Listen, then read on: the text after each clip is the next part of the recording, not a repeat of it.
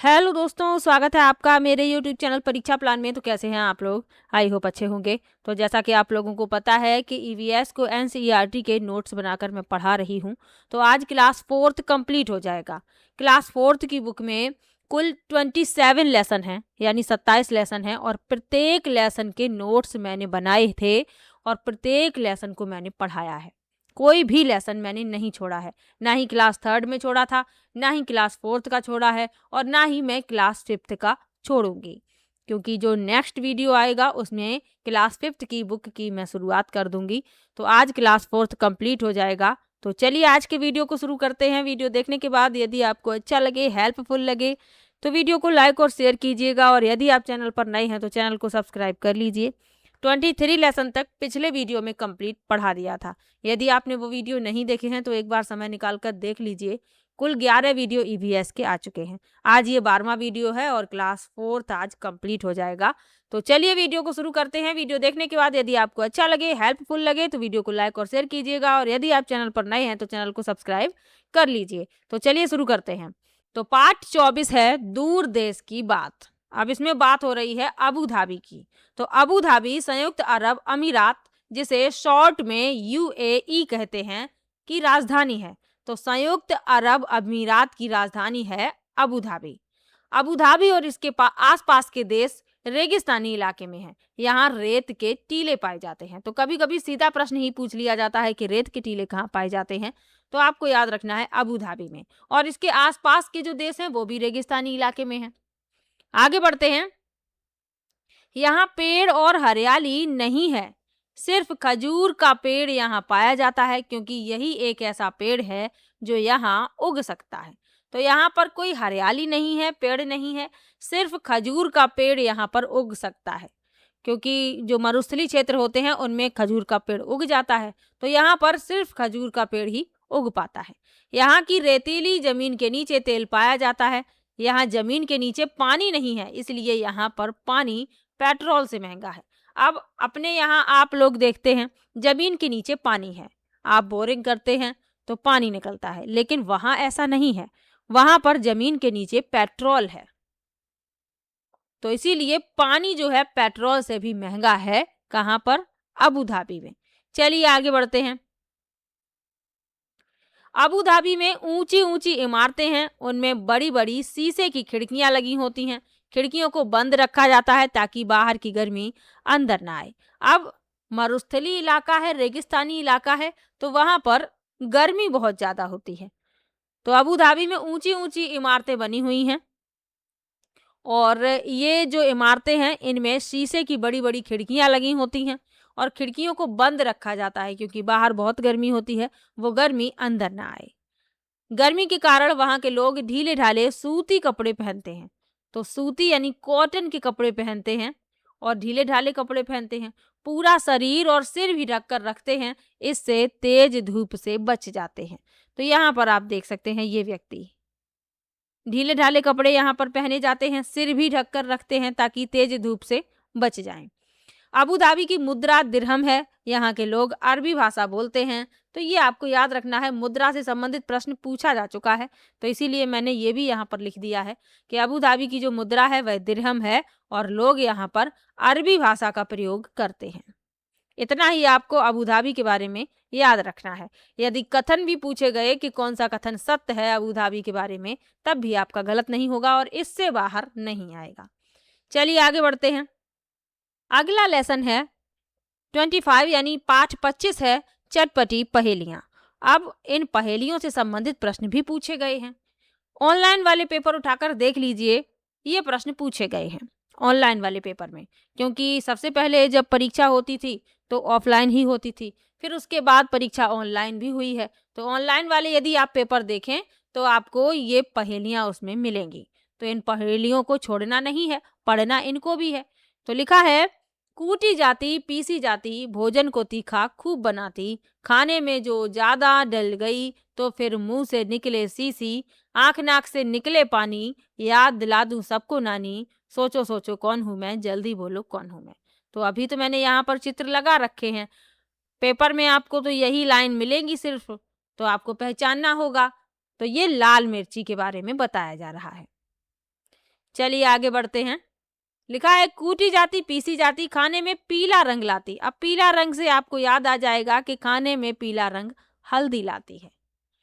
चोट लगे तो झट से लगाती, सबकी चोट को ठीक कराती, इसीलिए मैं सबको भाती, सोचो सोचो कौन हूँ मैं, जल्दी बोलो कौन हूँ मैं। अब चोट वगैरह जब लग जाती है तो हल्दी आप लगा सकते हैं।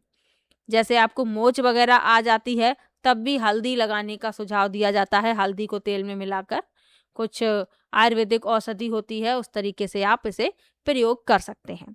तो आयुर्वेद में तो हल्दी का महत्व है, तो याद रखिए ये हल्दी है। चलिए आगे बढ़ते हैं। लिखा है काले काले मोती जैसी छोटी सी पर गोल हूँ, बारीक पिसी या दरदरी मैं तीखे स्वाद वाली हूँ, मीठे और नमकीन में दोनों में ही डाली जाती हूँ, सोचो सोचो कौन हूँ मैं, जल्दी बोलो कौन हूँ मैं। तो बात हो रही है काली मिर्च की। तो ये मोती जैसी होती है, छोटी छोटी गोल गोल। ये बारीक पिसी हुई भी प्रयोग की जाती है और दरदरी भी पिसी हुई प्रयोग की जाती है। और इसका स्वाद कैसा होता है? तीखा। मीठे में भी डाली जाती है, नमकीन में भी डाली जाती है। चलिए आगे बढ़ते हैं। मैं पतला सा पर छोटा हूँ, भूरा भी हूँ और काला भी हूँ, गरम घी और तेल में मैं खुशबू फैलाता हूँ, दही और जलजीरे में भून कर डाला जाता हूँ, सोचो सोचो कौन हूँ मैं, जल्दी बोलो कौन हूँ मैं। तो बात हो रही है जीरे की। जो जीरा होता है इसका प्रयोग सब्जी में भी किया जाता है। गरम घी और तेल में डालकर इसका तड़का लगाया जाता है और दही और जलजीरे में भी डाला जाता है। तो इसके बारे में आपको याद रखना है। चलिए आगे बढ़ते हैं। लिखा है हरे रंग की जीरे जैसी ठीक हाजमा रखती, खाने के बाद मुझे खाते मैं मुंह का स्वाद बढ़ाती, सोचो सोचो कौन हूँ मैं, जल्दी बोलो कौन हूँ मैं। तो यदि आप किचन में काम करते हैं अपने रसोई में तो आपने जीरा भी देखा होगा और ये सौंफ भी देखी होगी। तो यहाँ बात हो रही है सौंफ की। ये जीरे जैसी ही होती है लेकिन प्रत्येक सब्जी में इसका प्रयोग नहीं किया जाता। पाचन तंत्र को ठीक करने के लिए इसका चूर्ण बनाकर, पाउडर बनाकर इसका प्रयोग किया जाता है और इसको ऐसे भी खा सकते हैं माउथ फ्रेशनर की तरीके से। तो याद रखिए ये सौंफ है। चलिए आगे बढ़ते हैं। अब लिखा हुआ है केरल मसालों का बगीचा। एक प्रश्न पूछ लिया जाता है कई प्रतियोगी परीक्षाओं में कि मसालों का बगीचा किसे कहते हैं। तो केरल को मसालों का बगीचा कहा जाता है। तो यही लिखा हुआ है कि भारत के केरल राज्य को मसालों का बगीचा कहा जाता है। यहाँ लोगों के घरों के आंगन में तेज पत्ता, छोटी इलायची, बड़ी इलायची, काली मिर्च के पौधे उगाए जाते हैं। तो लोग घरों में ही उगा लेते हैं इस तरीके के पौधे और आसानी से वहां पर उग भी जाते हैं। तो इसीलिए इसे मसालों का बगीचा कहा जाता है। चलिए आगे बढ़ते हैं। गरम मसाला के बारे में और आपको कुछ याद रखना है। तो गरम मसाला कई मसालों को सुखाकर और पीस कर बनाया गया एक पाउडर होता है। तो आजकल बाजार में जो है आसानी से उपलब्ध है गरम मसाला। तो ये कई मसालों का मिश्रण होता है और पिसा हुआ पाउडर मिलता है। तो इसका प्रयोग जो है खाने में किया जाता है, सब्जी में डालने के लिए। और कई जो मसालेदार जो सब्जियां बनती हैं उनमें इसका प्रयोग जरूर किया जाता है। इसमें मुख्य रूप से छोटी बड़ी इलायची, यानी एक छोटी इलायची होती है जिसका प्रयोग हम चाय में भी करते हैं, ये ग्रीन होती है जो, और एक बड़ी इलायची होती है वो काली काली होती है। तो गरम मसाला में छोटी बड़ी दोनों ही होती हैं। लौंग, दालचीनी, जीरा, काली मिर्च, सौंठ और जायफल, ये सब कुछ मिलाए जाते हैं। यहाँ पर आप चित्र भी देख सकते हैं। और इन सभी को पीस कर इसका पाउडर बनाया जाता है और इसका प्रयोग सब्जियों में किया जाता है। कई बार खड़े भी प्रयोग किए जाते हैं, दरदरे प्रयोग किए जाते हैं, लेकिन ज़्यादातर पिसे हुए प्रयोग किए जाते हैं। चलिए आगे बढ़ते हैं। अगला लेसन है पाठ 26 फौजी वहीदा। अच्छा लेसन है, इनसे संबंधित प्रश्न भी पूछा जाता है। तो लेफ्टिनेंट कमांडर वहीदा प्रिज्म भारतीय नौसेना में डॉक्टर हैं और नौसेना के समुद्री जहाज पर काम करने वाली गिनी चुनी महिलाओं में से एक हैं। तो ये लेफ्टिनेंट कमांडर हैं, इनका नाम है वहीदा प्रिज्म। ये भारतीय नौसेना में डॉक्टर हैं और नौसेना के समुद्री जहाज पर काम करने वाली कुछ गिनी चुनी महिलाओं में से एक ही हैं। ये पहली महिला हैं जिन्होंने एक पूरी परेड की कमान संभाली। तो ये भी आपको याद रखना है। ये थन्ना मंडी नाम के एक बहुत छोटे से गांव से हैं। यह गांव जम्मू कश्मीर के राजौरी जिले में है। तो थन्ना मंडी नाम के एक बहुत छोटे से गांव से इनका संबंध है और ये गांव राजौरी जिले में है। और राजौरी जिला कहाँ पर है? जम्मू कश्मीर में। जब परेड होती है तो पीछे 4 टुकड़ियां चलती हैं। पूरी परेड में 36 निर्देश देने होते हैं और ये प्रश्न भी पूछा जा चुका है कि पूरी परेड में कितने निर्देश होते हैं? तो 36 निर्देश इतनी जोर से देने होते हैं कि सबसे पीछे वाली टुकड़ी के लोग भी सुन सकें। और पीछे 4 टुकड़ियां चलती हैं, तो ये भी आपको याद रखना है। इनके नाम में प्रिज्म शब्द इनके पिता ने दिया था। प्रिज्म ऐसा कांच होता है जो 7 रंग दिखाता है। वे चाहते थे कि उनकी बेटी इस तरह अपनी पहचान बनाए, तो इसीलिए इनके नाम में जो प्रिज्म शब्द है वो इनके पिता ने दिया था, क्योंकि प्रिज्म जो है 7 रंगों को दिखाता है और उनके पिता यही चाहते थे कि इसी तरीके से उनकी बेटी भी अपनी पहचान बनाए। छोटा सा लेसन था। चलिए आगे बढ़ते हैं।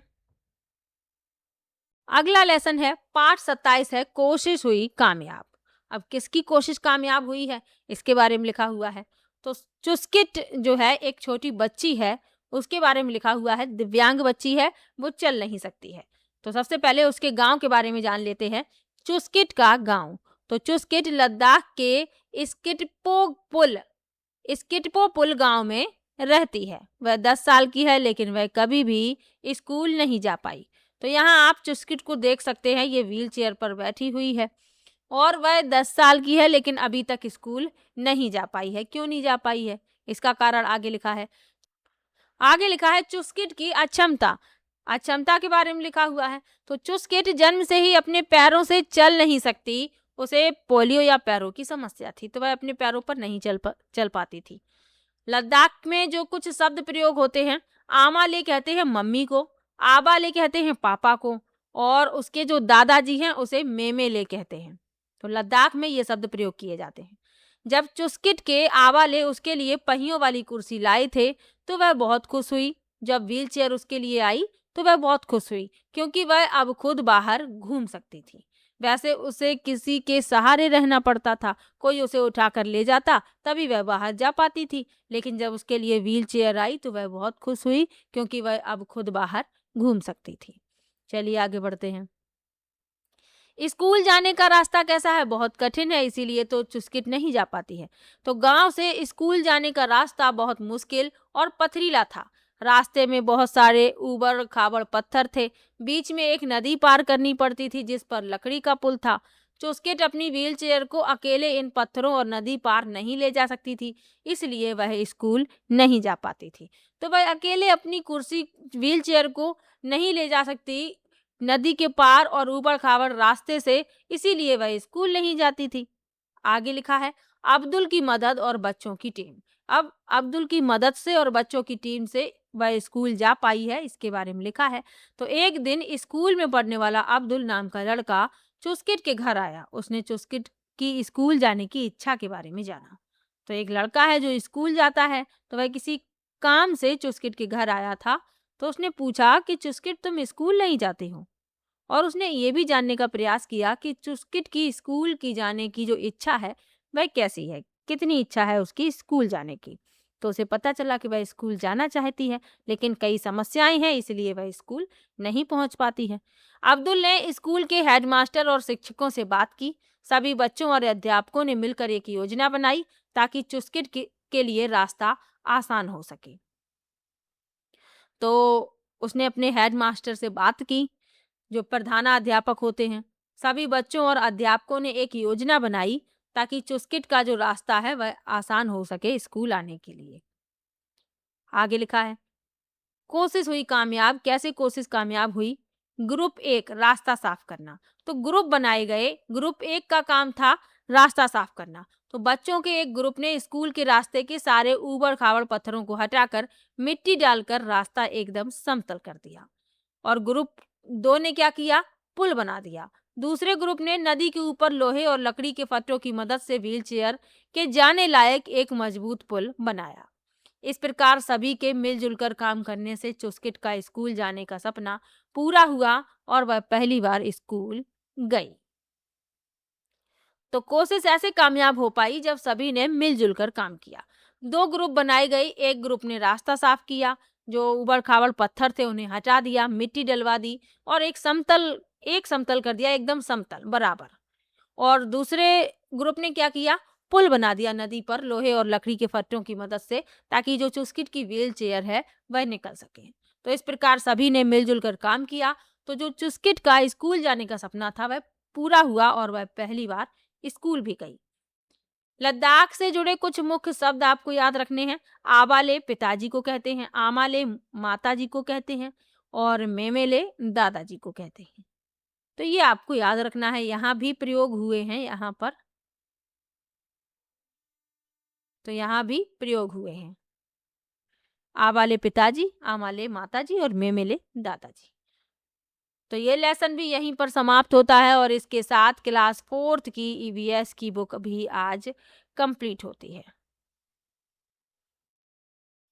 तो आप लोगों को वीडियो कैसा लगा कमेंट बॉक्स में ज़रूर बताइएगा।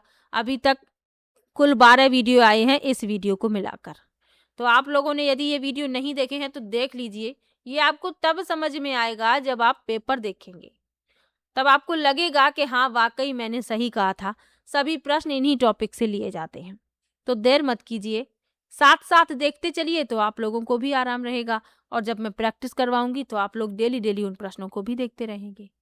तो चलिए मिलते हैं नेक्स्ट वीडियो में। वीडियो कैसा लगा कमेंट बॉक्स में ज़रूर बताइएगा। वीडियो को लाइक कीजिए, चैनल को सब्सक्राइब कर लीजिए। मिलते हैं नेक्स्ट वीडियो में और नेक्स्ट वीडियो में क्लास 5th की बुक की शुरुआत हो जाएगी। तो चलिए मिलते हैं नेक्स्ट वीडियो में, तब तक के लिए बाय बाय।